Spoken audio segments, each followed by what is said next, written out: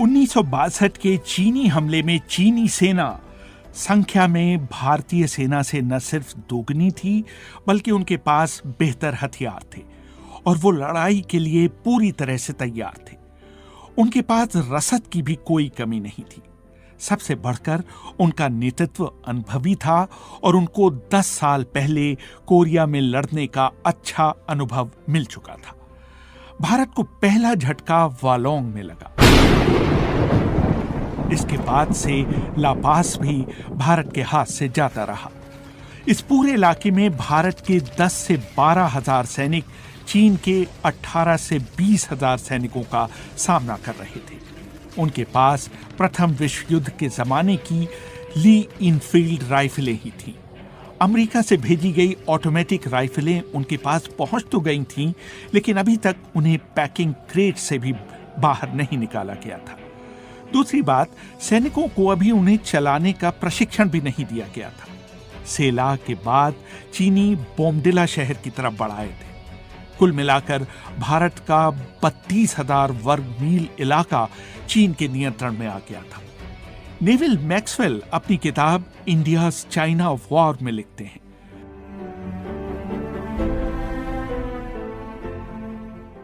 हालात इतने बिगड़ गए थे कि भारतीय कमांडर बीजी कौल ने नेहरू से कहा कि कुछ विदेशी सेनाओं को भारत की मदद के लिए आमंत्रित करना चाहिए ताकि चीन पर जवाबी कार्रवाई की जा सके। उस समय भारत में अमेरिकी राजदूत जे.के. गालब्राथ ने अपनी आत्मकथा a life in our time में लिखा।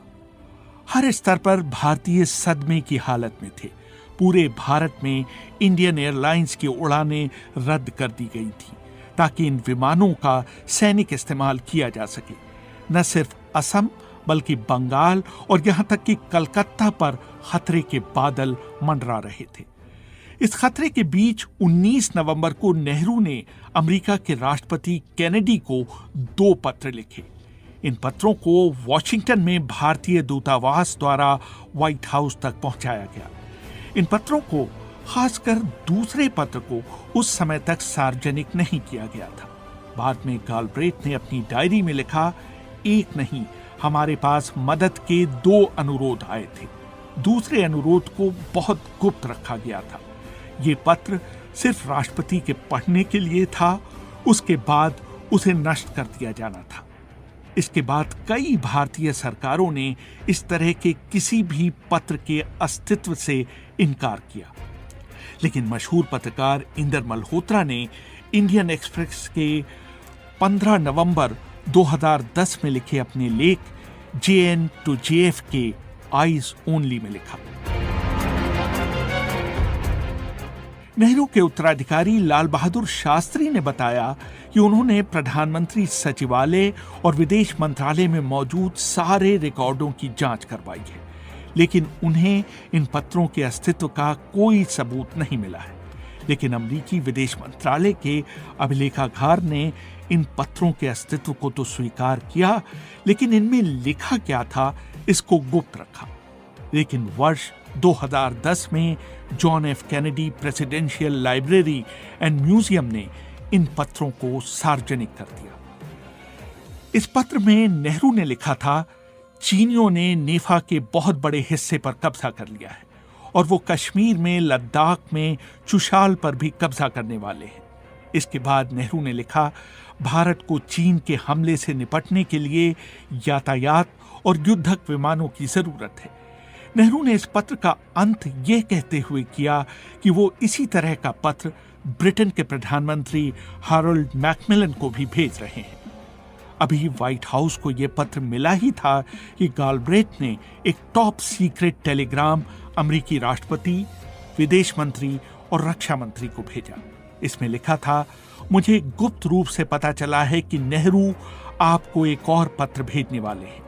इसके बारे में उनके मंत्रियों तक को नहीं बताया गया है।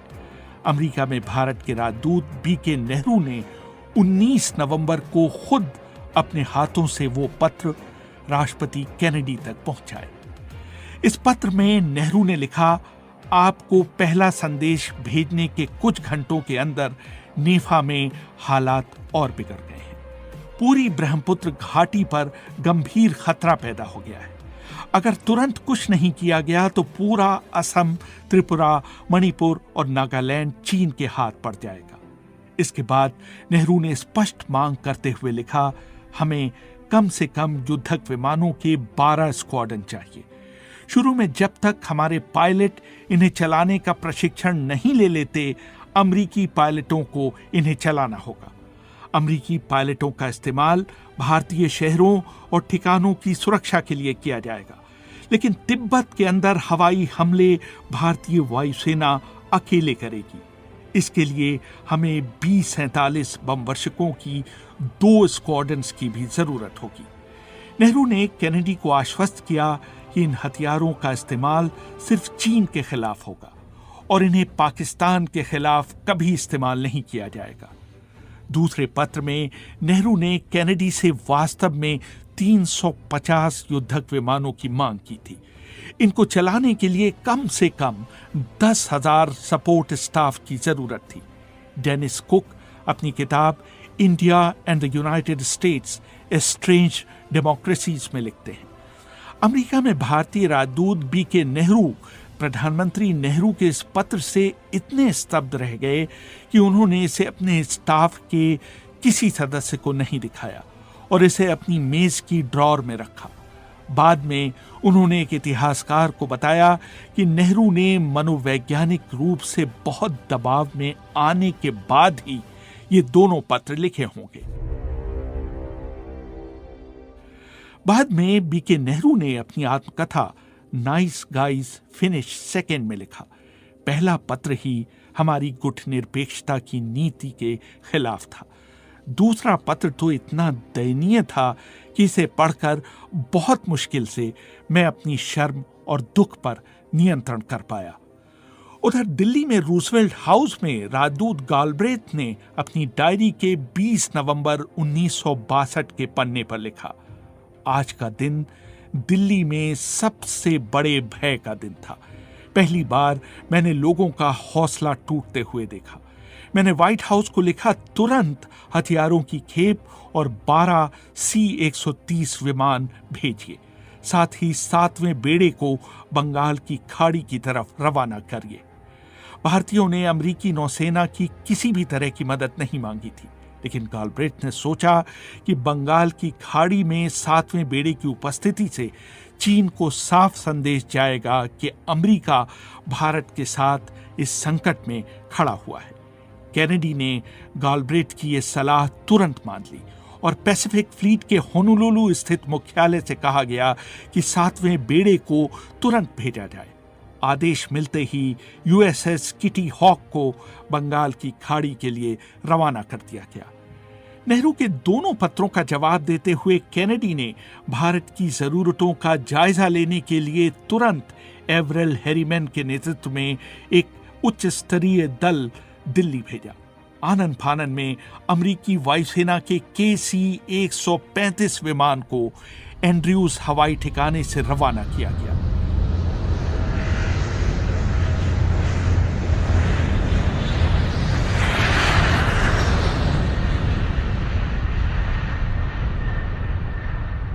तुर्की में कुछ देर ईंधन के लिए रुकने के बाद हैरीमैन और उनके साथ केनेडी प्रशासन के 2 दर्जन अधिकारी 18 घंटे की उड़ान के बाद 22 नवंबर की शाम 6 बजे दिल्ली पहुंचे। गालब्रेथ उन सबको सीधे हवाई अड्डे से नेहरू के निवास स्थान ले गए, लेकिन इससे पहले ही 21 नवंबर की सुबह शांति चोरी छुपे आई, क्योंकि 20 नवंबर की रात चीन ने एक तरफा युद्ध विराम की घोषणा कर दी। यही नहीं, चीन ने यह भी ऐलान किया कि उसकी सेनाएं 7 नवंबर 1959 को वास्तविक नियंत्रण रेखा की जो स्थिति थी उससे 20 किलोमीटर पीछे चली जाएंगी। सवाल उठता है कि माओ ने युद्ध विराम करके नेफा से पीछे हटने का फैसला क्यों किया। ब्रूस राइडल अपनी किताब JFK's Forgotten Crisis, Tibet, the CIA and the cyano-Indian war में लिखते हैं, माओ के इस फैसले के पीछे कई लॉजिस्टिकल कारण थे। ठंड का मौसम शुरू होने वाला था और तिब्बत और हिमालय में चीन की सेना को अपनी रसद भेजना बरकरार रखने में मुश्किलें आने वाली थी। चीन के सामने सिलीगुड़ी नेक को तोड़कर असम में घुसने का लुभावना विकल्प था। ऐसा करके वो पूर्वी पाकिस्तान की सीमा से सटे इलाके में पहुंच सकते थे, लेकिन माओ ने सोचा होगा कि ऐसा कर वो केनेडी को भारत की तरफ से हस्तक्षेप करने के लिए मजबूर कर देंगे।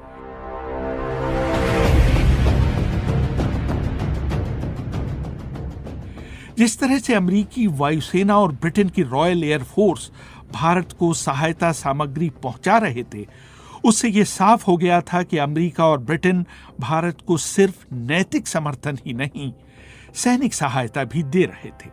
नवंबर के मध्य तक ये मदद युद्ध के मैदान तक पहुंचने लगी थी।